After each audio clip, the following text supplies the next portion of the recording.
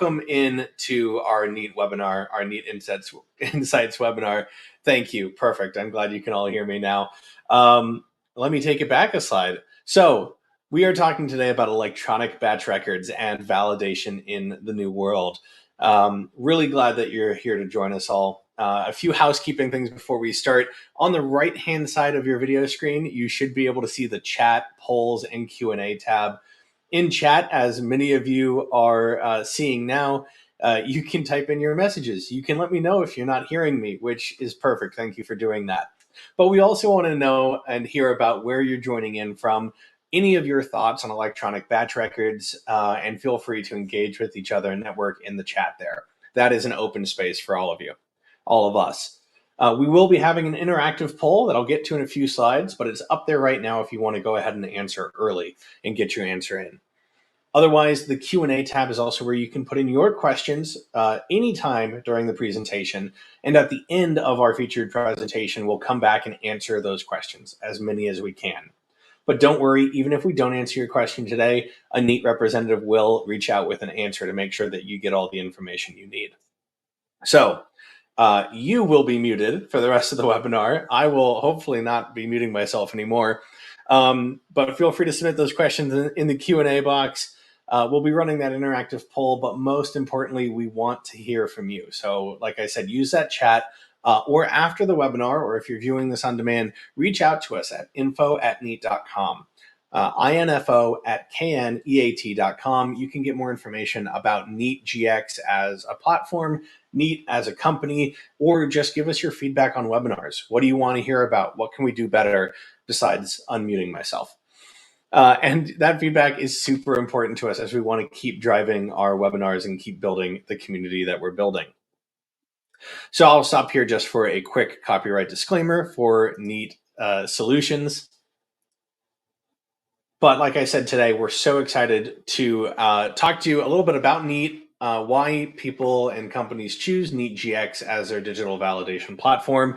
And then, of course, while you're all here, hear about electronic batch records from our very own Mo Brar. I'll introduce Mo in just a second, but first, I want to talk to you a little bit about Kneat. And I want to hear from you. We want to hear where you are at on your journey to digitalization. So like I said, on that right-hand side of the screen should be that poll tab. So we want to hear what your answers are. So are you starting today with this webinar? Is that your start? Is today your start in digitalization and digital validation? Are you in your initial discovery phase and you're doing some prep work and you're getting some discussions done? Are you about to launch your first digital project? Or do you have some projects being delivered digitally and you're considering how to scale? Go ahead and submit your answers now. If you're on our landing page and you don't quite see that engagement tab off to the side, there is a small link below that you can click to get the full event page that should be on. So let's take a look at some of the answers here. So on our journey to digitalization, we have about 50% in an initial discovery phase, getting some discussions done, getting some prep work done. The other 50% is already being delivered digitally and they're considering how to scale. So that is great. Okay, some more things coming in, some people starting today. We'll get some more answers on that. I'm going to go ahead and leave that open. I know some people, depending on your internet connection, there's a little bit of lag. So I'll go ahead and leave that open for a few more minutes, but it's great to know where people are at in their journey. So let me talk a little bit about Kneat Solutions. Kneat is a globally traded company. We are headquartered in Ireland, but we have operations and staff all around the world in the US, France, Germany, Switzerland, Denmark, and Canada. Those are our main hubs, but really our staff is all over the world. We are publicly listed on the Toronto Stock Exchange, so we're held to that high standard of governance of being a publicly traded company. We are the validation platform and company of choice for 8 of the top 10 life science manufacturing companies. And that includes 3 of the 4 COVID-19 vaccine manufacturers. We have 40,000 plus users, 40 plus certified global partners, and those pluses are important because we are always growing. Those numbers might be a little bit outdated, might be a little bit low, but that's why those pluses are important. And all of our development for our program, Kneat Gx, is done in-house. There's no outsourcing done. Everything is developed in-house, and that is to provide the highest quality, most secure platform that we can. We do keep up our ISO certifications to make sure that your data that is being digitally validated and stored is safe. So Kneat is the company. Kneat Gx is the platform. Kneat Gx is a software as a service validation lifecycle management platform. What that means is it takes all of the paper processes that you had in validating your steps along the way of whatever you're manufacturing, whatever you're testing. It takes all of the paper that was involved with that, checks, tests, verifications, signatures. All of that paper is now digital, can be accessed from any device with an internet connection with your secure sign-on, from on-site, from in an office, from in a warehouse, anywhere that has an internet connection. All of those records can be accessed with Kneat Gx. So why do 8 of those our world's top 10 life science companies trust Kneat? Because it's simple. It's one platform that works for any work process. It's purpose-built, Part 11, Annex 11 compliant. It eliminates 100% of paper from the validation lifecycle process. It's proven to reduce cycle times, skilled labor hours, and validation costs, and it's proven to increase right first time and speed to market for a variety of companies. It's audit ready at any time, enforces data integrity, it's a paperless test execution, and it's audit ready at any time. Like I said, you don't have any of the paper anymore. So when you're preparing for an audit, you don't have to go through a warehouse full of boxes of paper from the last decade. It's all available in Kneat Gx, and those are the electronic data records. But don't just take our word for it. These are customer results with Kneat, all from independent customer benchmarking studies. And I'm going to move on to the next image as well, because that really shows a lot of those customers and a lot of the numbers in between those. I'm not going to go through all these. My sales pitch is coming to an end here. But after our webinar, be sure to go back and you can find some case studies on our website where these numbers are dived into more in depth. But again, all of these were found in independent benchmarking studies with our customers. These are not Kneat's numbers. We just like to talk about them. So with all of that, I'm done, like I said, with my sales pitch. But that is Kneat as a company. That's who we are. That's Kneat Gx as a platform. That's our product. But we're here today for a Kneat Insights presentation, which is our thought leadership series into the industries that we touch on. And specifically, we're here today to hear from Mo Brar, a process engineer for Kneat Solutions, to talk about electronic batch records and validation in the new world. Mo Brar is a process engineer with a master's degree in chemical engineering and 6 years of industry experience. Mo comes to Kneat Solutions after having previously worked on more than 40 processes throughout the pharmaceutical industry. Mo's engineering experience includes batch record creation, process development, scale up, and troubleshooting, contributing to projects worth up to $3.6 million. All of that, and Mo is here with us today to give us this presentation. Hey, Mo, thanks for joining us. Hey, James. Thank you for having me. All right, I'll hand it off to you. Excellent. Thank you again. So, just a background in terms of what a batch record is, and I'm sure you guys are already familiar, but batch record is just a recipe. You're making a batch of cookies, maybe in this case 5 kilos. You started with those cookies. You've got flour, sugar, flour, eggs, etc. ingredients. Except we'll just sort of translate this example into active pharmaceutical intermediates, the sort of pharmaceuticals that better applies. But So batch record is just a guide that and it records information and techniques and sort of a systematic process, procedure of how to create something in terms of a recipe. Um, Specifically, qualified equipment in terms of their equipment, their ranges for temperature, stirring, pressure, material of construction that's specifically compatible for what you're making. So again, you add the reagent. In this case, maybe you're adding the flour and the eggs to the reactor to stir it. You want to make sure you're within those qualified ranges. You don't want to be trying to make sure you're in terms of what those values and those outer bounds are. Those QC quality control would release those specific reagents, flour or the eggs, etc. Based on the raw materials that can be used in terms of the batch record based on their predetermined acceptance criteria. purity of the flour, or the assay potency, IR spec, reference standard matching, impurities as just an example. And you'd have different control points throughout the batch record. You're making the cookies, you take them out of the oven, you take a look, visually, you'd be like, are they completed? And then maybe you wait for them to cool down and you taste it, and you're like, they're not cooked yet. You put them back in the oven. It's sort of like where the in process check fails. You go back and usually you're in the reactor. You go back in the reactor. You heat it up for maybe 5 to 10 more hours. You stir it, and then you cool it down to get another in process check. That's sort of a visual check with a quantitative with the cookies. And then batch record creation involves many. It's a cross-functional, involves many people, many team members, from technical writers to process engineers, chemical research and analytical research and development, quality control, quality insurance, manufacturing operations, customer reviews, procurement, etc. So it's a lengthy process, and it's a very paper-heavy process for most traditional batch records. So, when my experience in terms of pharmaceuticals working with batch records, we'd create the batch record in the technical writer would create it in Microsoft Word, upload it to a quality management system, specifically document controls that we used, and and the review cycle would begin. And but everybody could only review it one at a time. Some and in occasions somebody would go on vacation, and then that they would lock that document for a week or something, and it'd be inconvenient. Slowly, after everybody has sequentially reviewed the batch record, then we'd have a meeting, and then we discuss their comments and respective changes that the technical writer would implement. Customer would review it.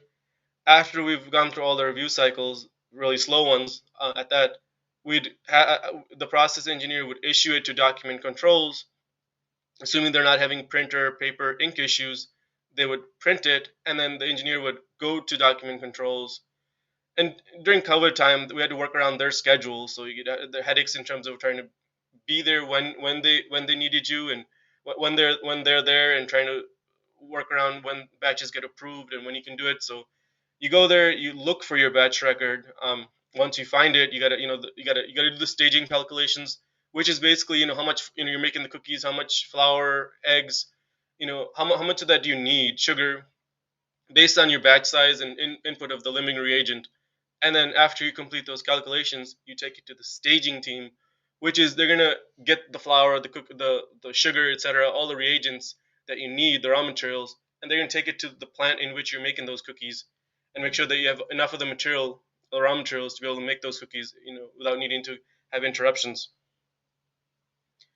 So, of course, after the batch record has been executed, then we send it off to QA to review it. Um, then QA scans it and archives it. And again, during the executions, it's common for a customer to check in and be like, hey, where's my process? What is my process doing?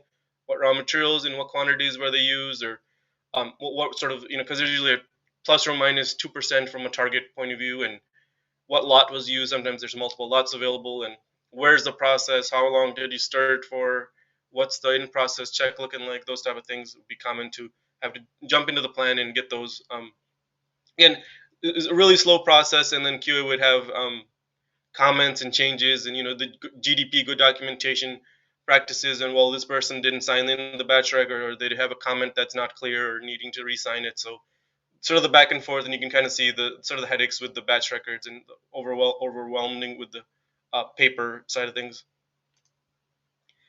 But in general, a batch record, it's majority of the batch records have common unit operations. You've got a reagent addition. Usually, speaking of the limiting reagent, you add a solvent. You want to solubilize, dissolve it all, mix it.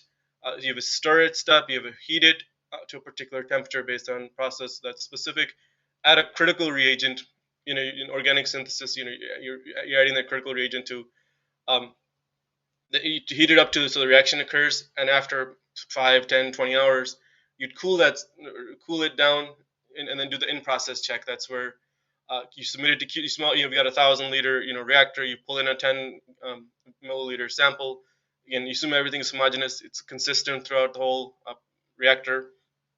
The QC tests it, like, oh well, this is it's got you're looking for the raw material, that limiting reagent less than 2% or something like that, and QC will be like, well, it's still higher. You need to reheat it or restart it, and then go back through the IPC failure. Which in this scenario, if the batch record proactively calls for it, wouldn't trigger a deviation. Most of the time, this is expected that you'd have to sort of go through an IPC failure. But other unit operations that are common, you've got anti-solvent addition. So this is basically the opposite step of reagent addition and solvent. You're dissolving it, but anti-solvent is pulling the solids out of the solution. You've got a filter step to isolate those solids.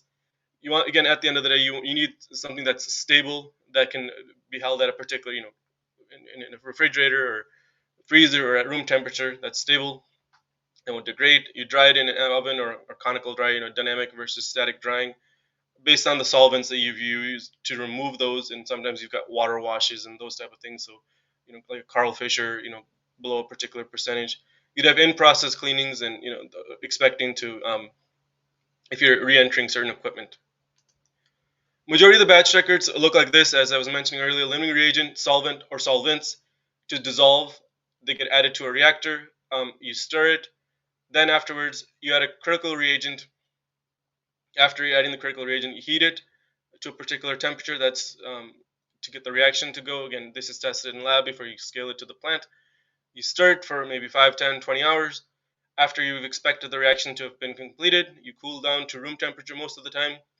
You have an in-process check, which goes to QC, and it's not uncommon to have it fail once or twice and have sort of, again, have those proactive steps already built into the batch record.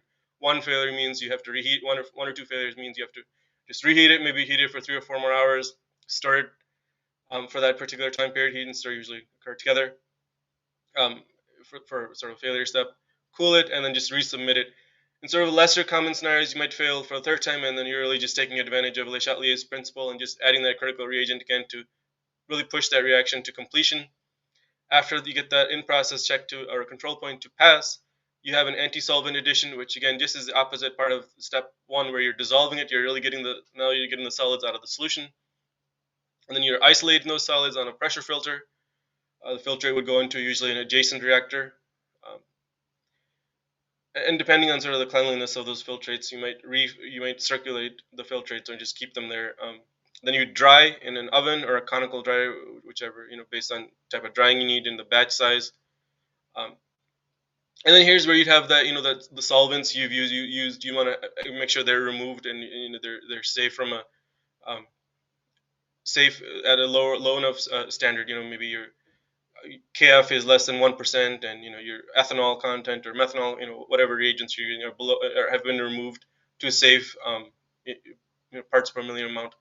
If that fails, you just continue to dry more. Again, this is also expected that you might need to dry some more before you'd meet this in-process check for drying, and then you'd package. And then from a Kneat perspective, these unit operations, ones that are unique, can be wrapped into test cases for like adding particular reagent or like in-process cleanings, those type of things. If you got a heat, stir, cool step, which is common across all batch records, you can just have that built into the master batch record template. As it would apply to every single batch record, and it's again easy to duplicate if those steps need to occur. You've got the requirements entity. This is the acceptance criteria, the in-process checks for releasing a batch before in terms of the next steps, or releasing it in general from the site. So this meeting the specification test record. So the in-process checks, having the raw material limiting reagent be less than 2% or something like that, or purity greater than 99%, or having impurities be below a particular percentage. And then using equipment entities. So equipment entities can be leveraged in terms of qualification ranges. You're working with the technical team. You want to understand, what are your ranges for the equipment? What are the ranges you need to achieve that organic synthesis? So to tell you, what temperature, volume, pressure, and stir ranges that you would need to use. The material of construction, that's really important. If you're using hydrochloric acid, you've got concentrated hydrochloric acid or nitric acid. Well, the sort of the sulfuric acid or strong base like sodium hydroxide. The material of construction is really important. You need to make sure you're on the right equipment to be able to perform those steps. Step ID based on a schedule and equipment. So let's suppose you've got equivalent reactors. You've got 4 equivalent 50-gallon reactors, and your schedule changes, or one equipment fails, or the other processes get delayed. You need to move your equipment out of that reactor. You're able to easily change those step IDs based on using equipment entities. which just takes a couple of clicks, and they'll change, from 50 to 100 steps as needed. So it's really easy to make those equipment changes based on process needs or scale needs, if, scaling up as needed based on schedule changes and so forth.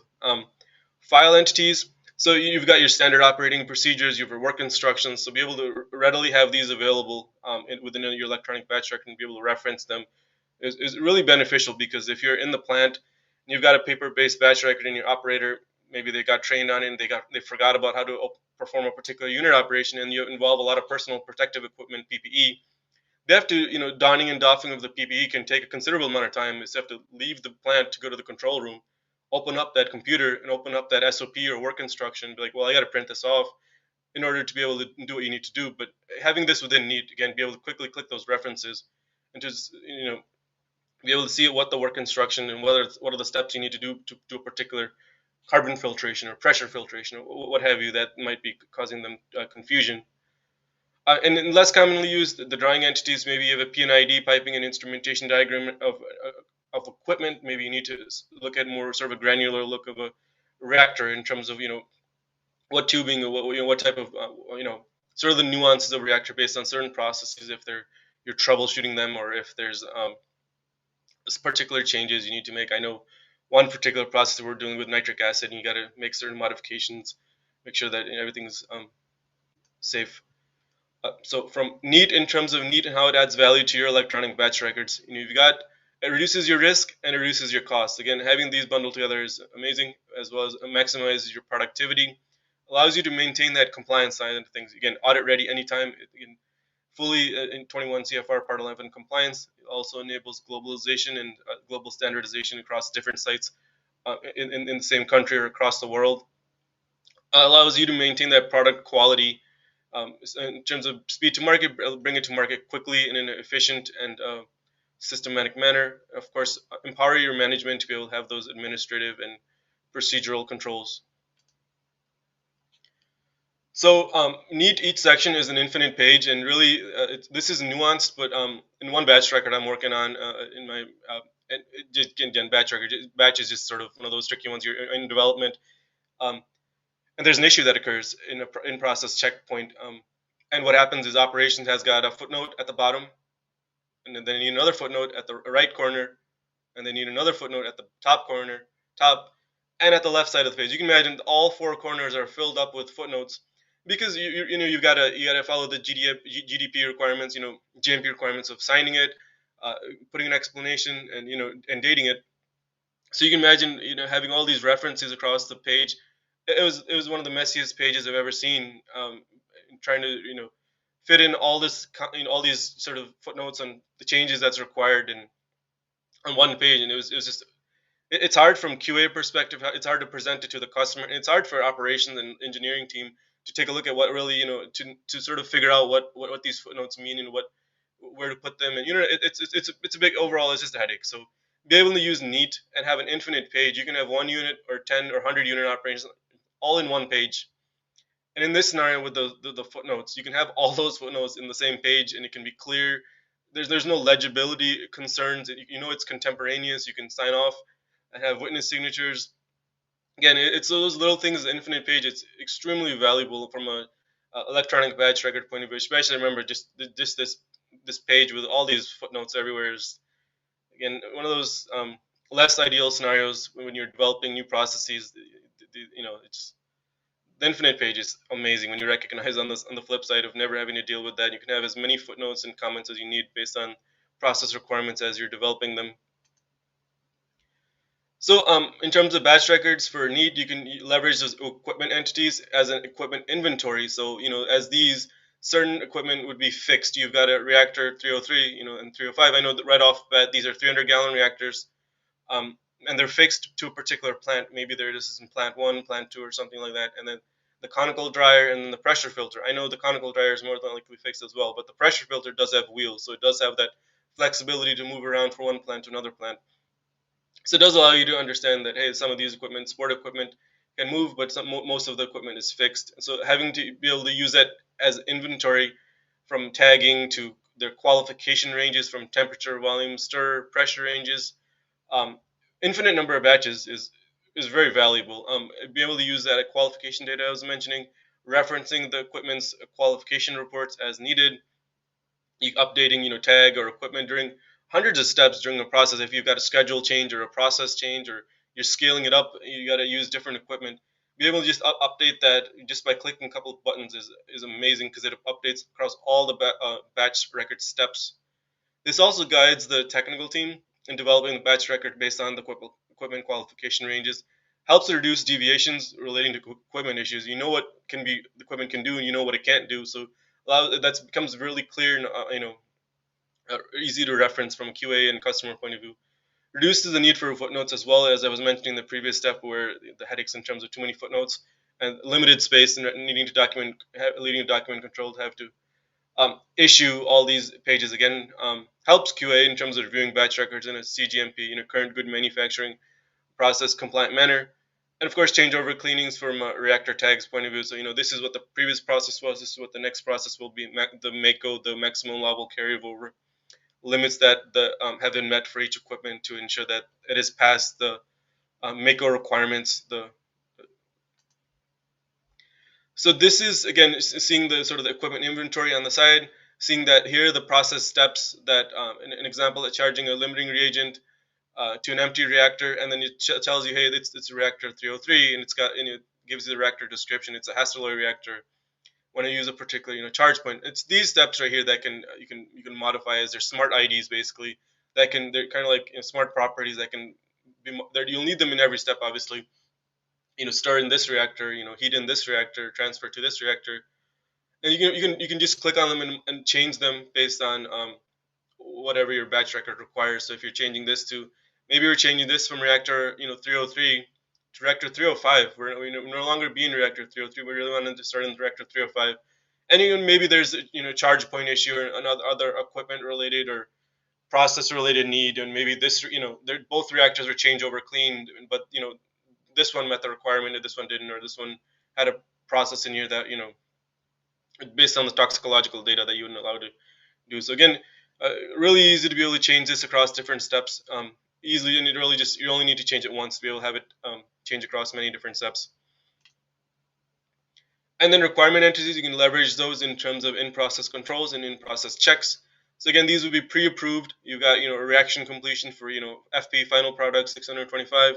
You check for the remaining raw material remaining, and the raw material might be less than 1.0, less than or equal to 1.0%. And maybe you have a drying completion as well.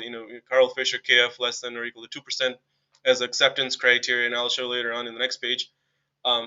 This would be what the analytical team would fill in the requirements entity that would get fed in automatically to the batch record, and then the operators would fill in on this side here in terms of, oh well, this is what QC sent us, and if it passes or fails.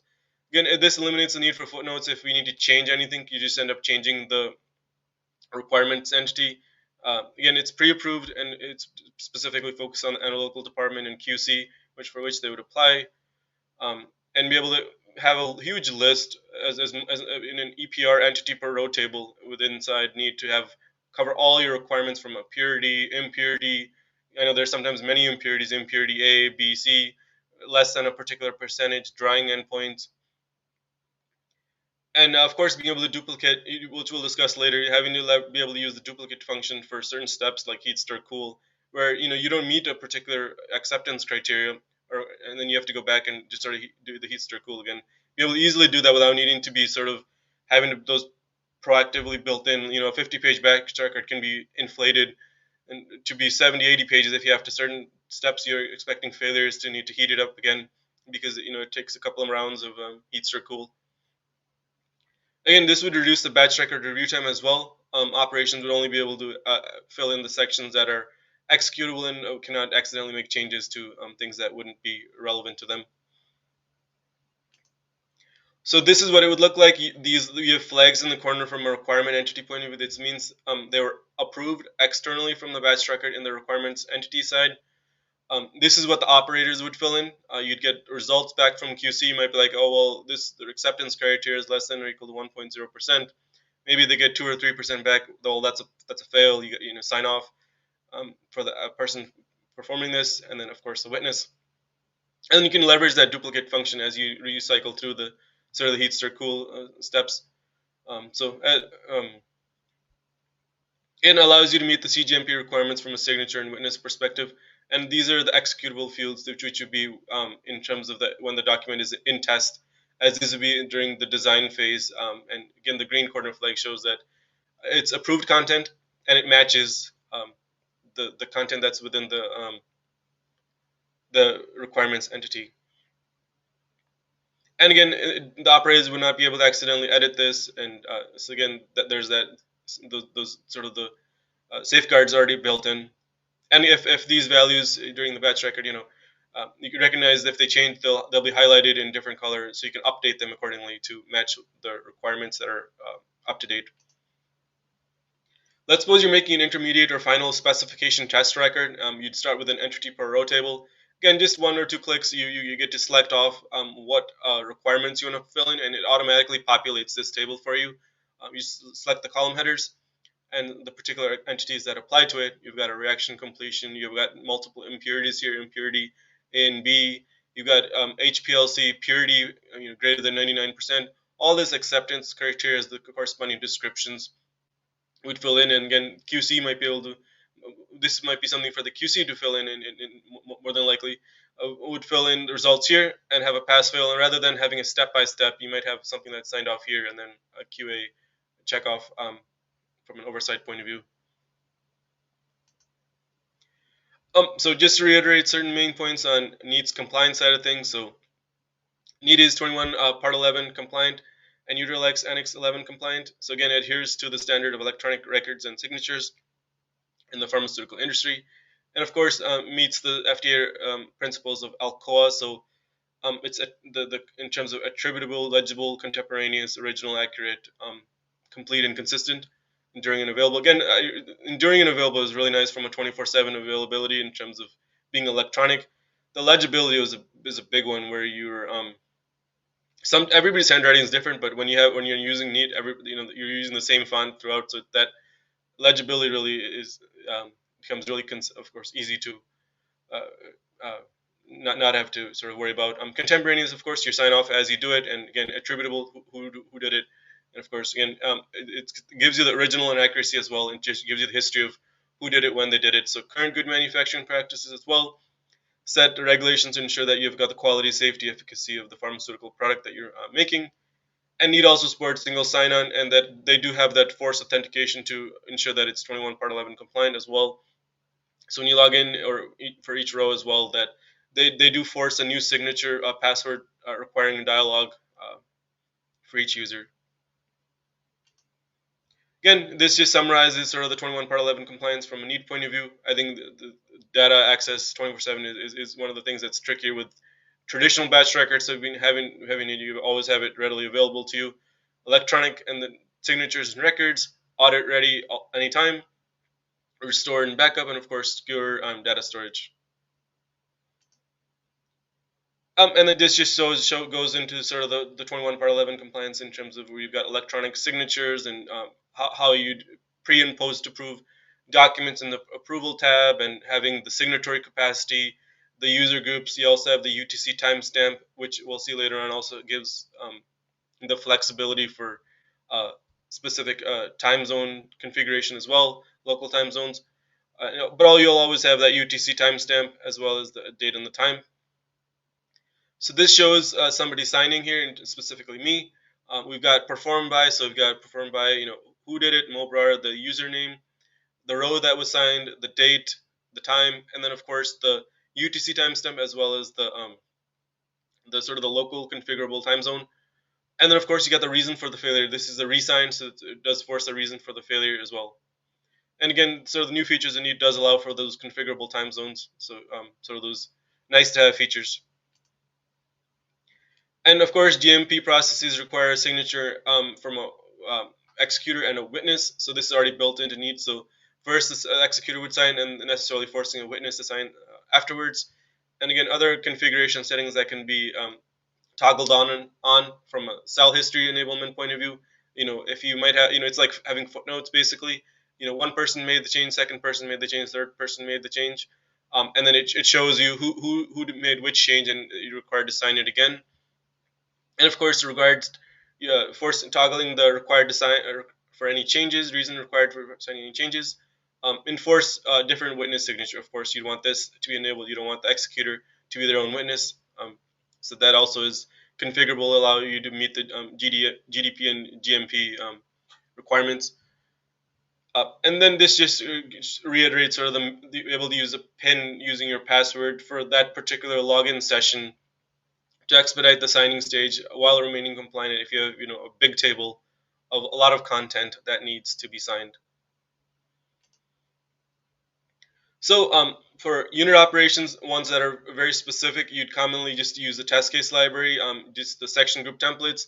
That's built in.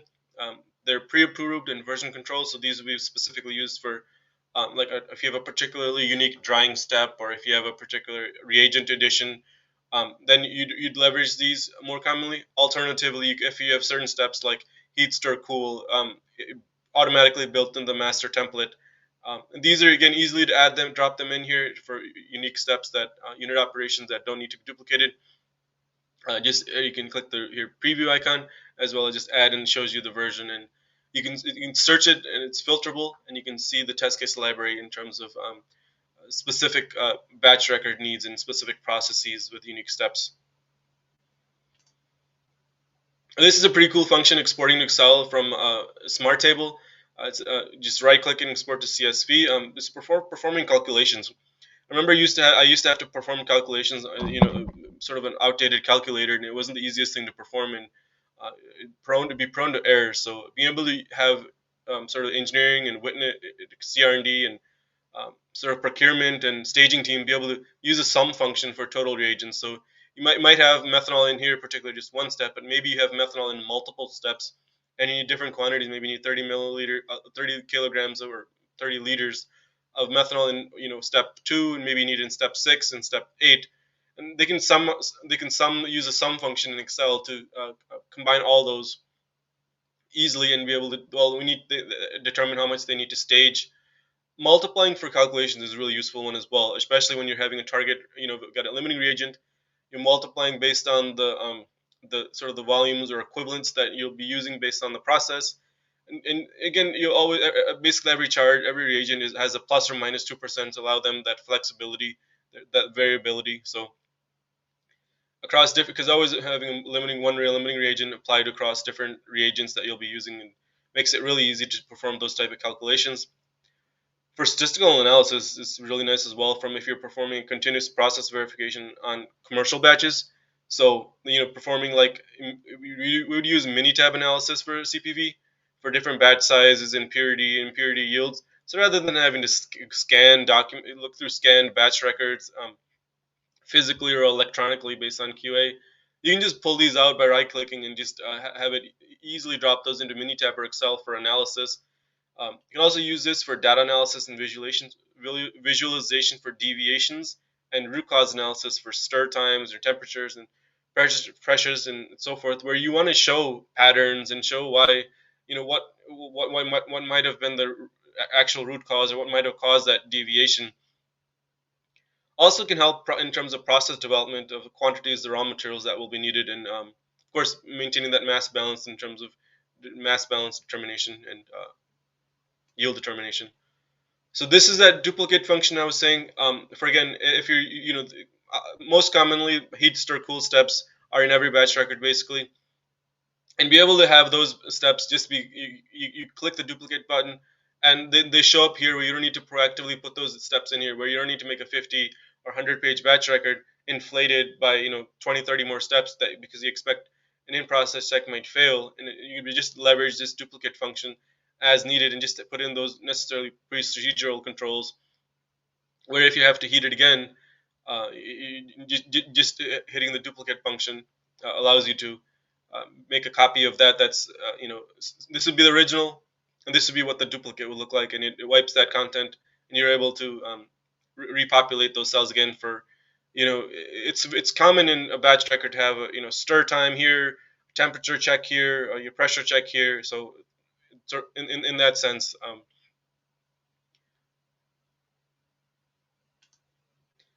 And this is the master template side. You're able to obsolete certain templates that you no longer want to use. Have the technical team members create a new version of a batch record while having the current document still be live and still be able to use it. You don't have to make necessarily affect that. All team members can collaborate in real time. Old versions can be obsoleted that don't need to be used. You can create even a pack of documents if you'd like to launch. Sometimes the final product has two or three intermediates that it goes through. Maybe you'd want to have all those launched together, or a checklist for a process to start, or or summary report as well to launch together and help to sort of consolidate and have those in an electronic binder, so to speak, can be easy to leverage. And of course, the technical team would have the access to be able to make that new upper of it the batch record, or make changes, or even obsolete it if we no longer want to use it.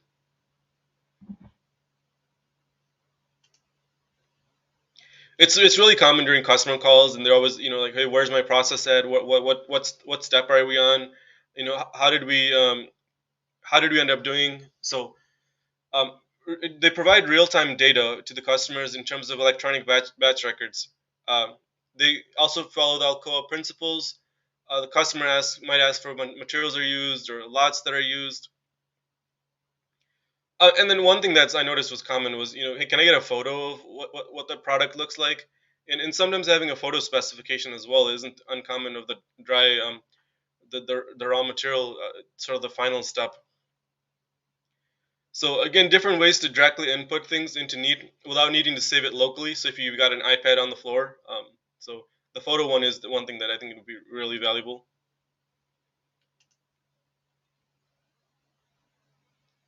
So from a deviation management point of view, you're able to manage deviations end to end within Kneat from a creation point of view, or from a creation, editing, closure point of view, and as well as management and storage. In the issues tab, you're able to see all the type of deviations, and in terms of title, and of course maintaining the GDP side of things as well. And this is really useful to be when you click the issues tab, you get a consolidated list of all the deviations that occurred, especially when you're looking for the technical team and they're wanting to make changes to the future batch record. For QA to manage and closure of batch records before a batch can be released. Again, really speeds up the deviation management process and really makes it easy. Like, hey, well, this batch record had these type of deviations. This is what we need to make in terms of the next batch record changes, and what would be the sort of what the issues occurred, so you can ensure that those don't occur in future batch records. Collections as well are really valuable. If you've got audits, right, you don't want the auditor to take a look at everything. You want to have a particular area within Kneat in terms of collections that you can put in approved documents that only these would be accessible for the auditor to review, and they'd have that auditor access as well. So again, very valuable in terms of if you need to get ready for audits, you have a particular audit room with only a particular audit sort of ready files that are approved that the auditor would be able to review.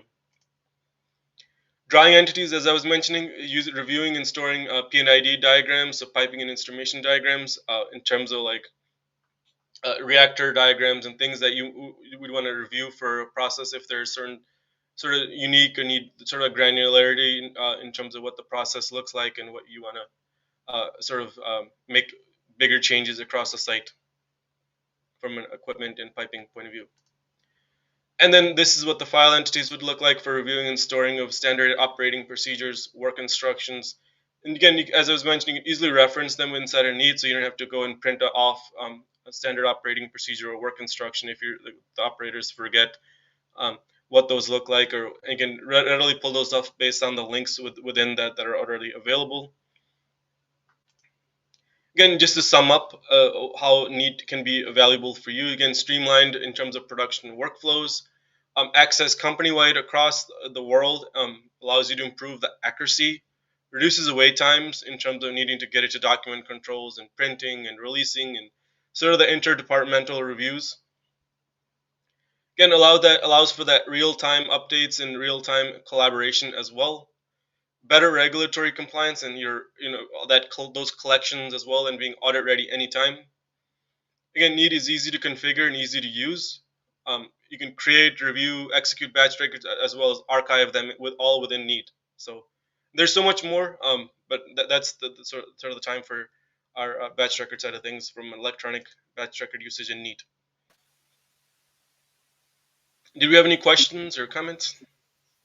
Perfect. Thank you, Mo. That was a great presentation. Thank you for running through all of that. Yes, we have several questions here. We'll go ahead and I'll encourage everyone, if you have questions, put them in the Q&A box. Again, if we don't get to all of them today, we'll be sure and make sure you get those answers in the coming days, probably early next week. You can also upvote questions on there. If there's somebody else who had your same question, be sure to upvote it and we'll answer the most popular questions first. So our first question here, Mo, comes from viewer Elir. I hope I'm pronouncing that right. Elir, is there ability to build in validation rules flagging when an in-process specification or requirement is met or not? Yes, so that those would be sort of those executable cells adjacent to the sort of the in-process specification requirements.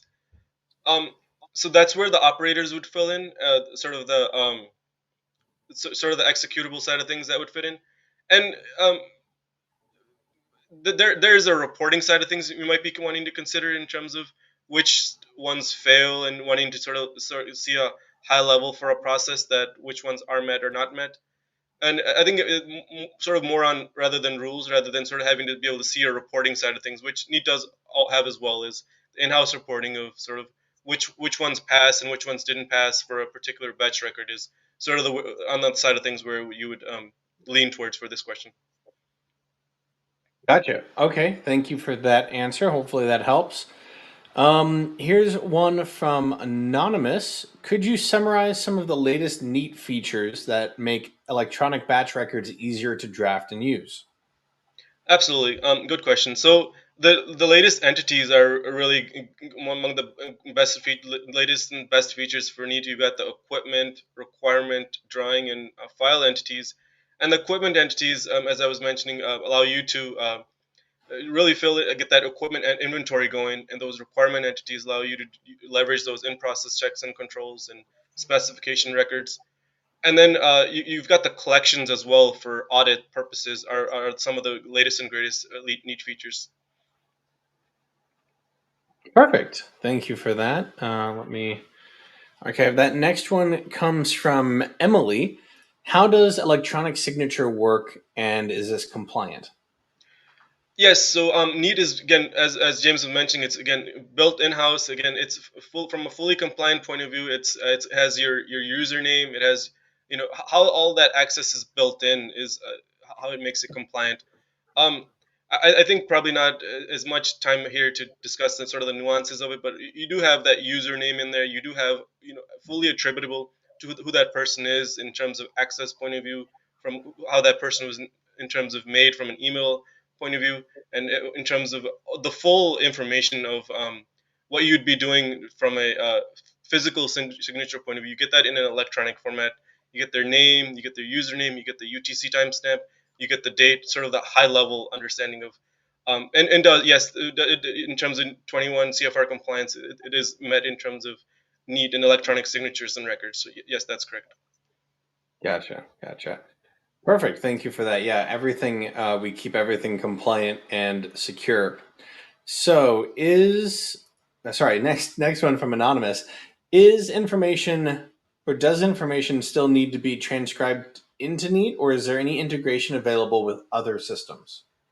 That's a great question. So yes, we do have new integration capabilities. So I know we were discussing APIs from active pharmaceutical intermediates, but API can also, in terms of our new Neat features, the application programming interfaces.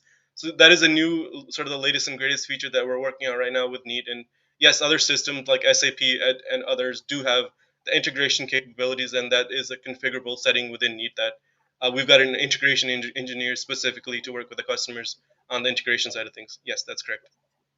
Perfect. Thank you for that information. All right, from Anonymous, which entity will be the most useful for electronic batch records and why?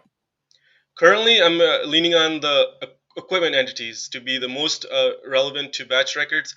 I know the requirement entities, and so each has their own niche use, but equipment entities being able to have sort of that qualification ranges and across all the sort of the stir pressure, ranges and temperature. Those are really important with batch record creation and QA oversight to make sure you're staying within those equipment requirements.